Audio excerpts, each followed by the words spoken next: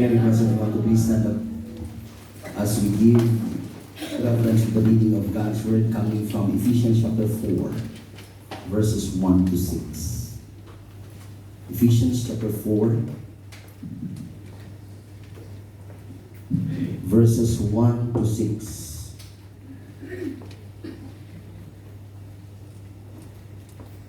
Let me read. You just follow it with your eyes from the New King James Version. It says, I, therefore, the prisoner of the Lord, beseech you to walk worthy of the calling with which you were called, with all lowliness and gentleness, with long suffering, bearing with one another in love, endeavoring to keep the unity of the Spirit in the bond of peace. There is one body and one Spirit, just as you were called in one hope of your calling, one Lord, one faith, one baptism, and God and Father of all, who is above all, and through all, and in you all. This is the word of the Lord. May the Lord bless the reading of His word. Shall we pray?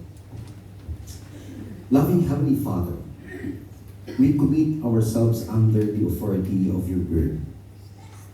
We are not above in any way when it comes to respecting your word. We have to understand and obey whatever it is that you want us to do. So help us with the mind and with the heart to understand through the Holy Spirit the things that He wants us to understand this afternoon. And by your grace, we will have the power, we will have the motivation to live as you have said it in your word. Be gracious to each and every one of us, even to your servant. In your midst we be glorified and honor you. This will be the ask in the mighty name of the Lord and Savior Jesus Christ we pray. Amen. May I have a seat, please. Thank you.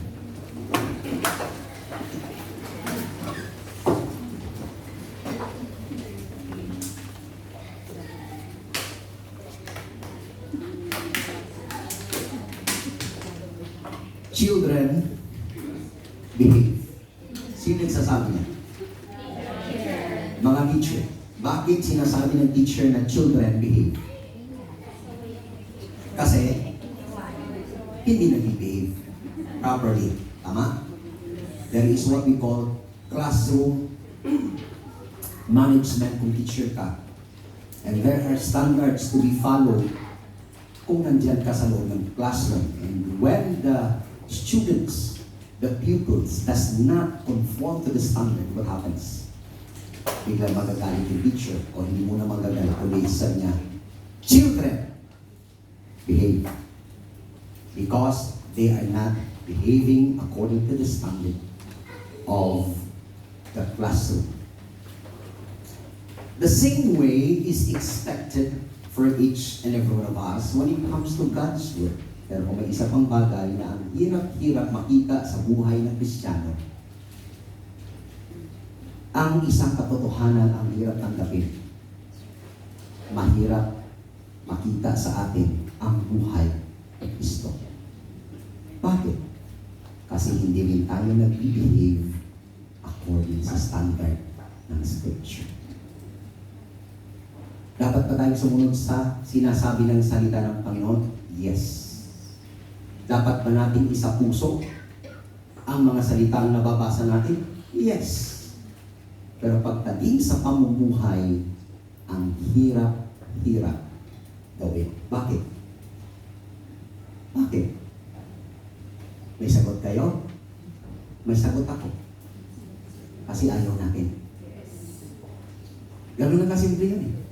Gustong-gusto natin magbasa, gustong-gusto natin mag-quote, nagbablog tayo kung ano-anong mga verses, pero pagdating sa reality ng buhay, ang hirap-hirap ipamuhay ng ating vlog, ng ating memory scripture, at pagbabasa nito.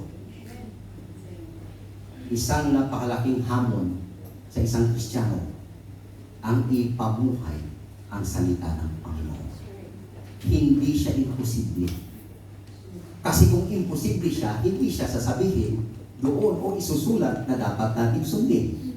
What's the point of writing the scripture if a believer does not have the capacity to live out what he is reading and studying and memorizing? So ano po yung challenge sa atin ngayong hapon na ito? We have to behave according to what the scripture says. Kasi ang tagal-tagal na nating mga Kristiyano, bakit ang titigas pa rin ng ating mga ulo? That's right.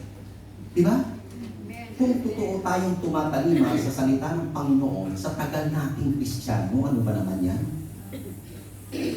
Tayo pa rin yung nagiging problema.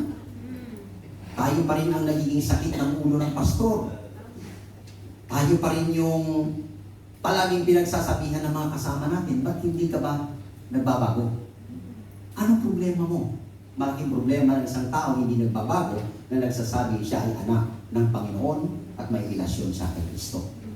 Kasi ang totoong Kristiyano, makikita sa kanya ang bagong buhay. Amen. Ang ligtas na buhay. Hindi ang buhay na kung saan siya ay ipinanganak nung una. Kaya nga sinasabi sa 2 Corinthians 5:17, wala na ang dati mong pagkatao kung ikaw ay nasa kay Kristo. Bakit ang hirap naman? Kasi palaging nasa isip natin, hindi mo ko kilala. Diba? Lagi nasa isip natin yung sarili natin. Hindi natin isinasa isip ang sinasabi at isinulat ng banal na salita. I feel like I am hindered by the table. I have to come forward.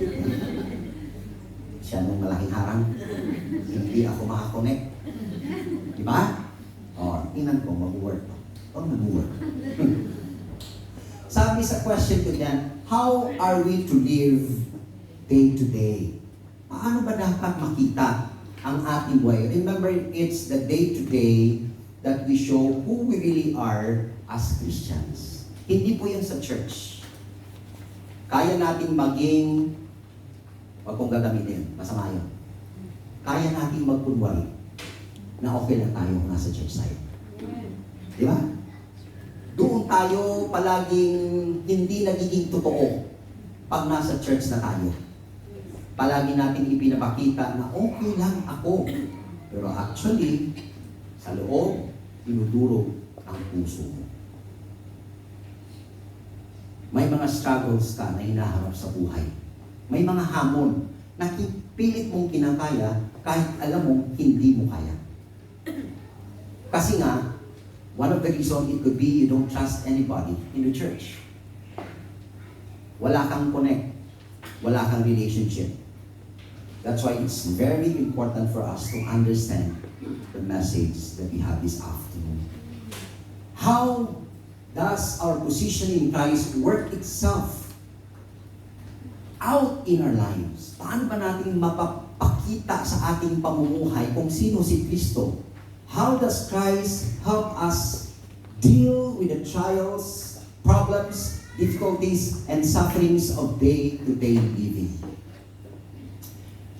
I may not exactly know what's happening to you now, or what have you gone through in life. But observing my mother, observing my sisters who worked here before, alam ko yung Shalom. Alam niyo kung sinong Shalom? Ako. Ako ang Shalom ng parents ko. Kung magiging matino akong anak. Yung mga sacrifices na ginagawa niyo sa family niyo, nakita ko yun. And once in my life, I didn't appreciate that. Ayoko yun. Kasi malayo yung nanay ko. Sabi ko sa niya, dapat nandito ka. Pinauwi ko yung nanay ko. Kaya nung na-terminate siya, hindi na siya uli naghanap ng trabaho. In the middle of the night, he was terminated. And we were surprised that he was there. Sabi niya, hindi na ako hindi na maghanap. Umuwi na lang ako. Sinabihan ko kasi siya. Yun yung sabi niya. Hindi ko yun alam. Bata pa ako noon. Ang gusto ko lang ang nanay ko nasa bahay namin. And then when I realized all the sacrifices, all the labors, all the struggles of being here, working, even up to the wee hours, especially kung Chinese New Year. Yung amo nyo, ang daming pinapagawa sa inyo dahil maraming bisita. I saw those things. I felt that.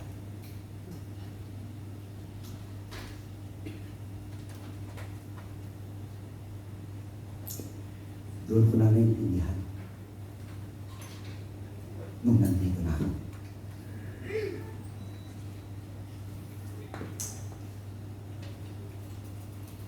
Hindi enough ang lifetime.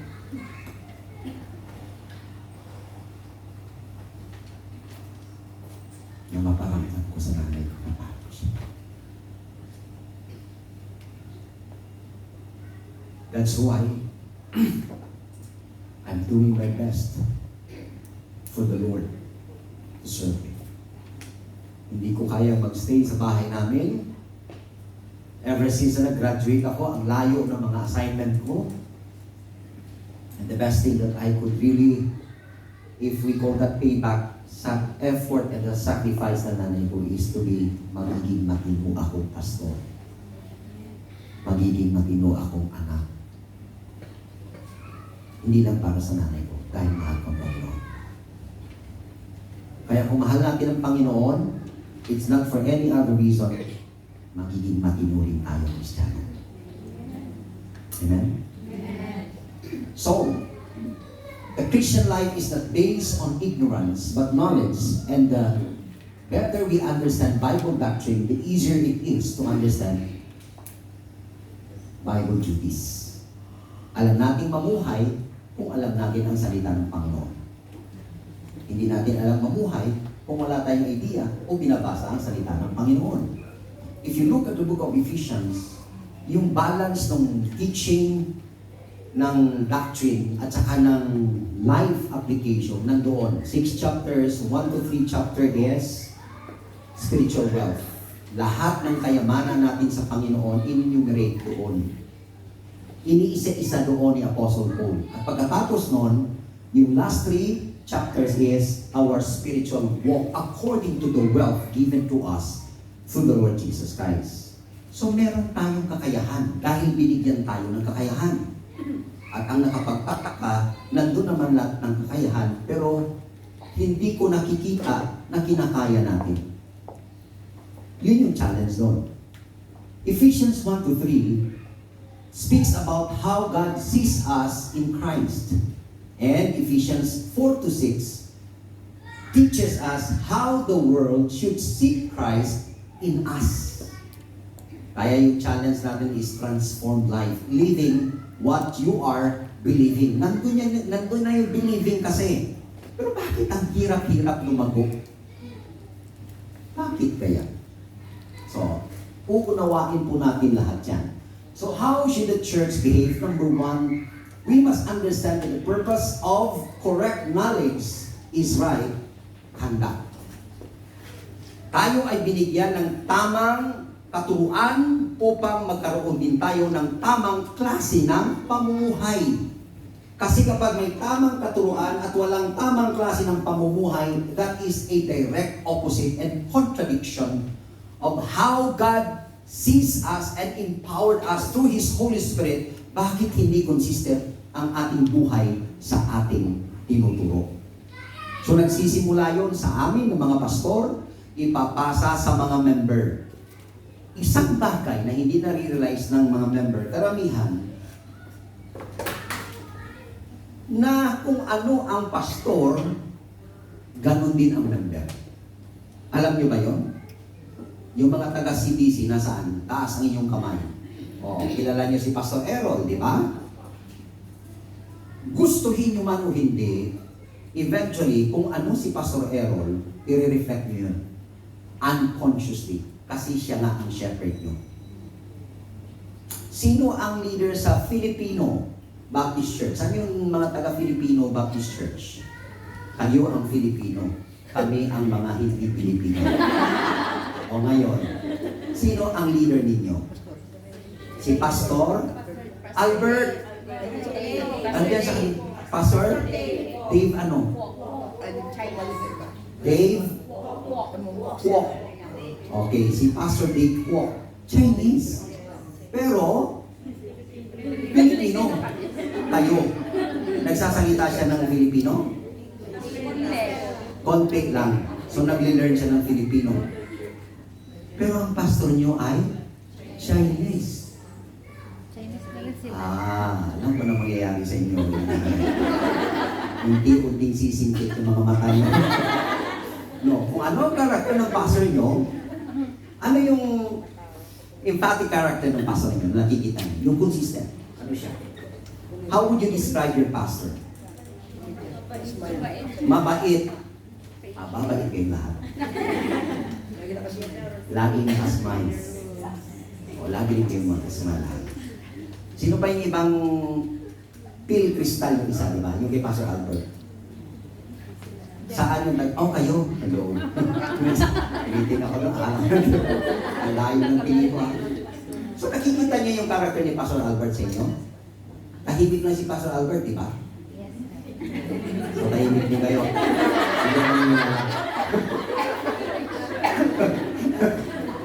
May tahimik mang Pilipino. Mukhang wala, ano? Kahit saan maingay. Oh.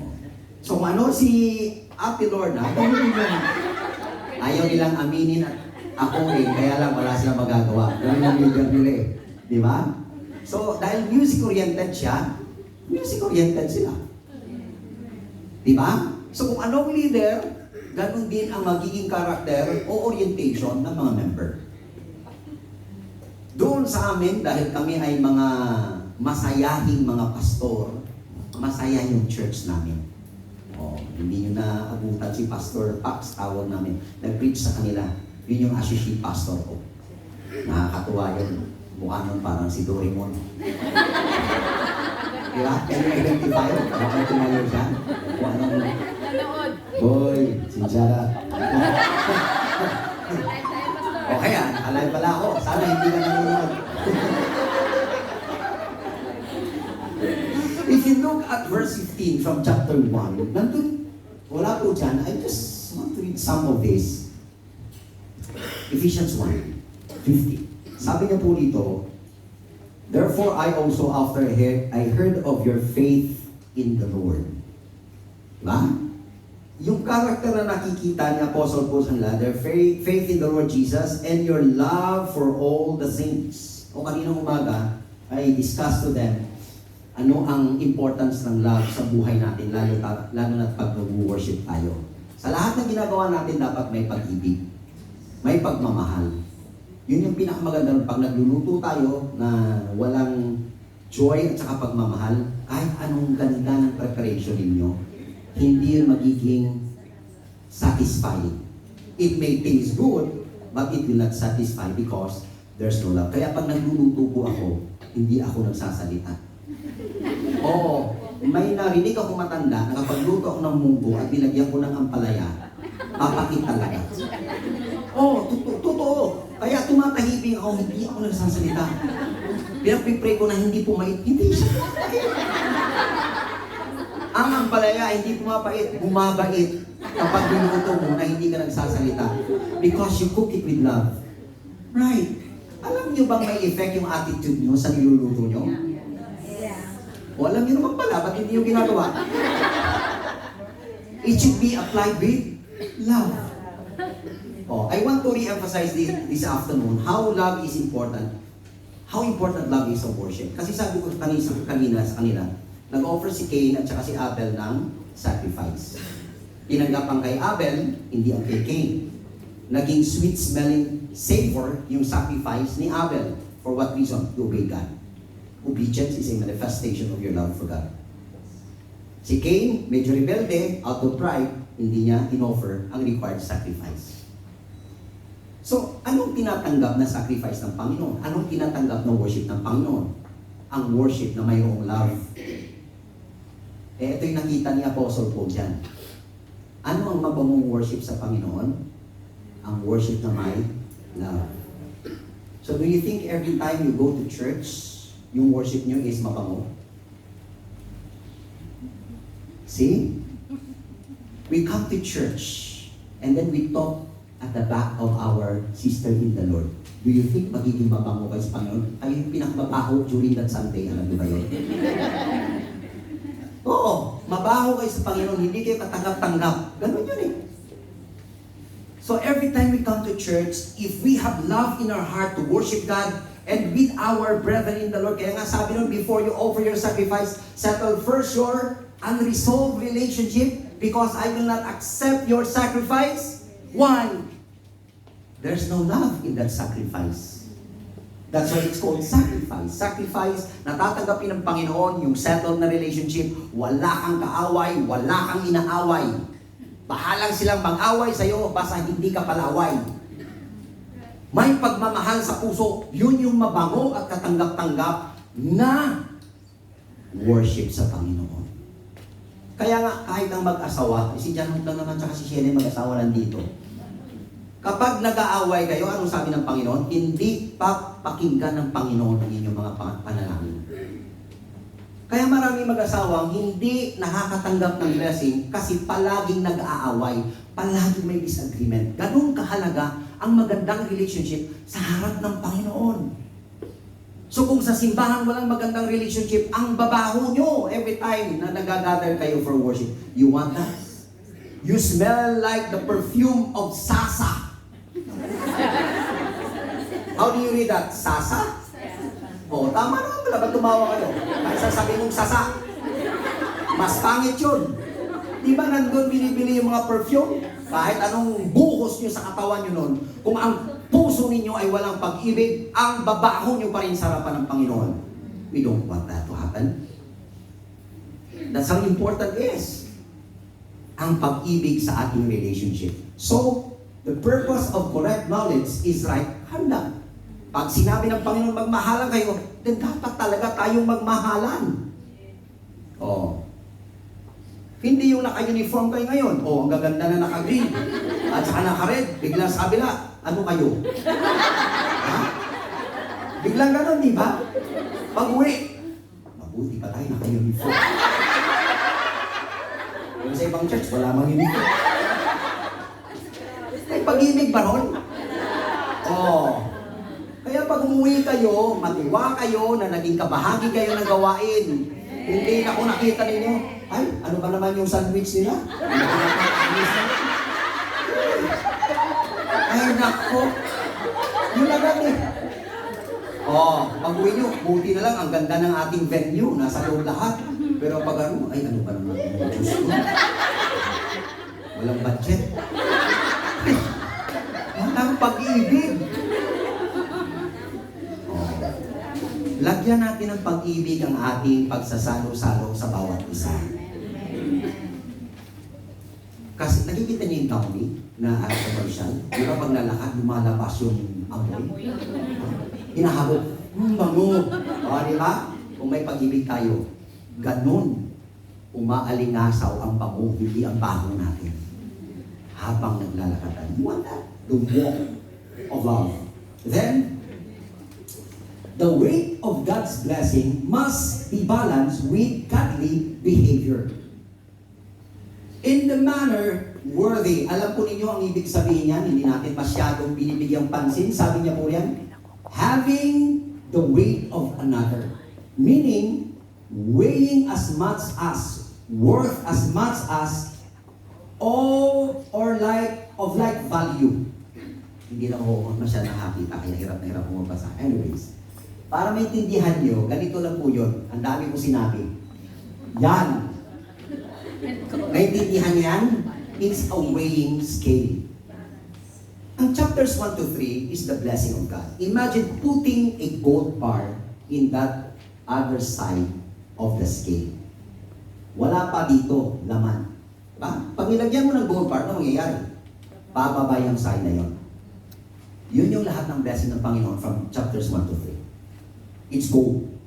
Spiritual blessings, inheritance, adoption of sons, and all the promises of God to empower us, to bless us, so that we may live His life worthy of His calling. Kaya nga sa chapter 3 verse 20 and 21, now to Him who is able to do immeasurably more than all we ask or imagine. Can you imagine that? Now to Him who is able to do immeasurably more than all we ask or imagine, according to His power that is at work within us. Imagine the greatest thing that you want to happen in your life. Imagine nyo na.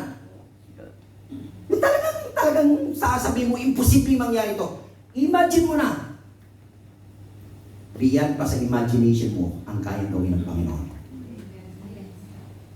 Now to Him who is able to do immeasurably more than all we ask or imagine. Wow! Ano ang pinakamalaking bagay na hinihiling sa Panginoon? Yung talagang pinakamalaki. Sinagot na ba? Hindi pa? Baka kulang ang weighing scale. Kasi sabi niya, you walk worthy of that calling. Dapat mabalanse ng tamang pamumuhay ang treasure na ibinigay ng Panginoon sa atin.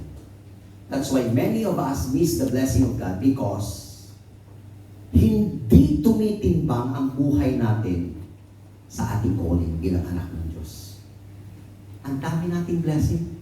Pero bakit hindi natin natatanggap? Because we are not walking worthy of that blessing. The challenge for us is we have to live our life of the hope of the calling of God in our life. Kaya maraming Christian ang defeated. Kaya maraming Christian ang naghihingalo, naghihikahos sa buhay kasi hindi nila nauunawaan na nasa atin ang lahat pero hindi natin ipinamumuhay ang hinahanap ng Panginoon na buhay sa atin.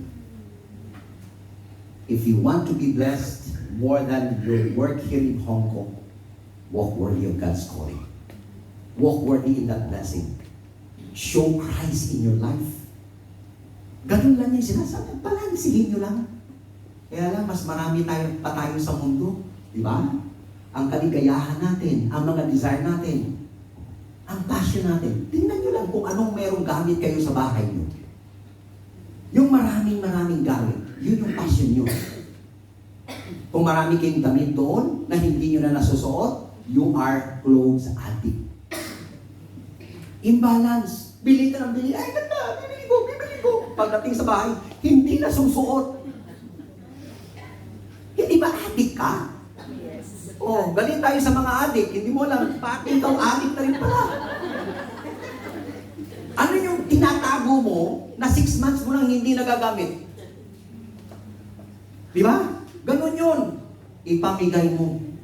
It is so liberating when you give. Kaya sa akin, dami nagbibigay kasi. Ngayon, binigyan ako ng 2 polo nung kaibigan kong pastor doon. Maybe some of you know him, si Pastor Ken, sa Macau. Pinadala ako ng 2 polo shirt, 2 polo, at saka 1 long sleeve.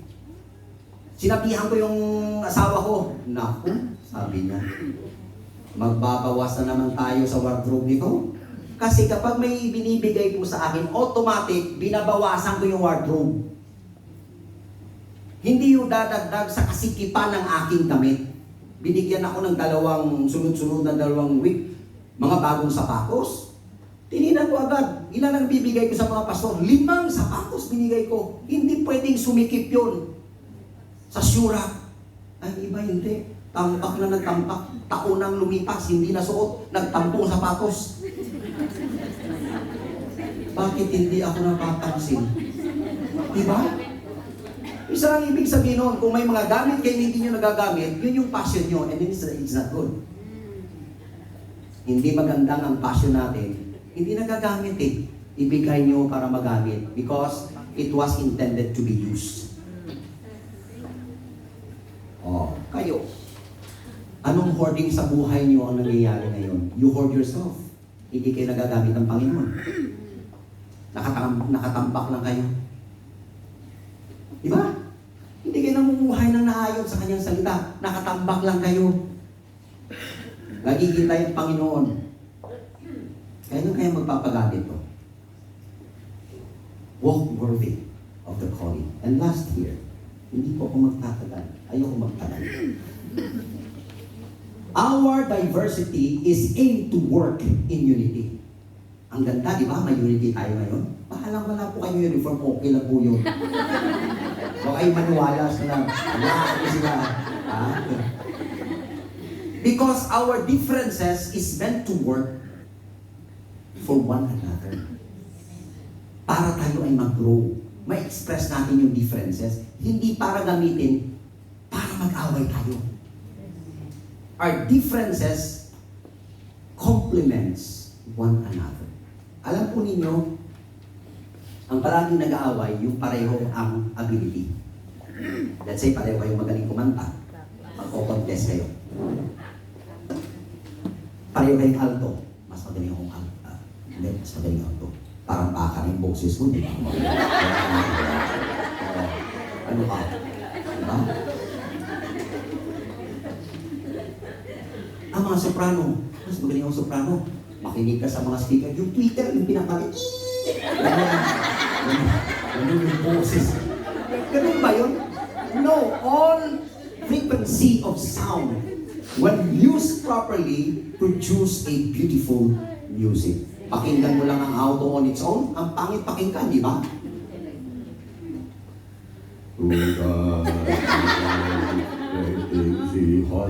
Sabi maganda ron. Malalim ka. O, isama mo sa soprano, sa tenor at sa bass. Yung blending na tinatawag, yun. We are different so that we can help one another on what is lacking. Alam po ninyo, ang babae, sabi nila is help me. And then, sabi nila, ang babae, magpaandan sa lalaki. Alam niyo bang mali yun? Sorry to say that, ha? Sa mga naniniwala, dapat mag-submit. Dapat tayong mag-submit sa lalaki, walang problema. Makinig kayo sa original meaning ng word ng lalaki. Ish. Ish, it means man. Ang babae is isha. Sa Hebrew word, isha. Mahilig mang isha. Hindi. Ang meaning po yun, lately ko lang talaga na-learn. Ang ibig sabihin po ng isha is the one who could only do what man cannot do. Kaya kung wala kayo, walang magagawa ang lalaki. Huwag kayo magpapakamartir. Tandaan niyo yan. Kasi hindi kompleto ang humanity kung wala ang mga babae. Hindi ko sinasabi to dahil ang dami ninyo at saka outnumbered ako dito. I just appreciate my wife when I learn the meaning. Because my wife is very, very good. Sabi ko, kaya pala pinigay ka ng Panginoon sa akin. Kasi ang dami kong gustong gawin na hindi ko kaya. Dahil ikaw lang pala ang makagagawa mo. So you are not lower than the man. Kaya nga sabi ni Adam nung nakita ang babae, hindi iba. Lumabas sa ilunggo ba? Sino nagsabi sa inyo na ilunggo ako? Ano ba ang iyong ebidensya? Nung lumabas siya, hindi po Eva ang tawag. Ang tawag niya ay iba. Iba naman talaga, di ba? Ang sabi niya ay woman. Because you came out of the man. Right? And that is exactly what Eve understood. You are the one that can do what I can. That's why I call you woman. Sarap umuwi sa Pilipinas, no? At sabihin sa mga husband, no? Hoy! Alam mo, si Sheila lang ang makagagawa ng mga. Narinig mo yun? Kaya pag uwi mamaya, so you understand that? That's the beauty of it. Unity is not the goal of Christianity. The goal of Christianity is Christ-likeness. That we should come in the full measure of the stature of the Lord Jesus Christ. Verse 13 of chapter 4. We come to unity for what reason? That we come to the full measure of reflecting who Christ is in our life. So we are not united for the sake of uniting. We are united because we want to be Christ-like. Christ-like. And we push one another to be Christ-like as we unite to reach that goal. So kayo, you complete each and every one of us. Kahit naka-uniform kayo ng green. Kayong walang uniform, you complete those who have uniforms. Oh, kung naka-uniform kayo lahat, ano mangyayari sa inyo? Oh, yun nga sinasabi na uniformity is not unity. Oh, kahit naka-uniform kayo, gaganda nyo, di ba? Teka muna, bakit ang naka-uniform nandito lahat? Ang walang uniform, bakit nandito lahat? Ano yung sabihin nito? Ano, away-away na to? Pati yung side nyo, halatang-halata. No, I'm just kidding. But it's Christ-likeness. We unite to be like the Lord Jesus Christ. So as I close with these thoughts, how do you see your value in Christ? Remember, the wealth is there. We have to walk in that wealth. Are you acting consistently to His calling? Are you always hopeful? Because His calling is full of hope. Pero palagi tayong nawawala ng pag-asa. Huwag tayong mawala ng pag-asa dahil tinawag tayo na maging puno ng pag-asa. Nandyan na ang wealth. Anong gagawin mo? What is your goal in the ministry? Bakit nagsiserve ka sa Panginoon? Ano ba talaga ang gusto mong mangyari sa buhay mo? Ito, lagi kong ini-illustrate ito, and I will close with this. May isang taong namatay, umakyat sa langit. Of course, sino mag-welcome sa kanya? Si San Pedro. Yun ang sabi nila. Kwento lang naman ito. Sabi ni San Pedro sa kanya, bago ka mag-enjoy ng heaven, merong 1 month orientation. Para malaman mo ang pasikot-sikot ng langit. Ang laki kaya nito. Diba? Late ka ng Hong Kong, yung mga pupunta rito, hindi agad-agad nakaka-adjust sa transportation system.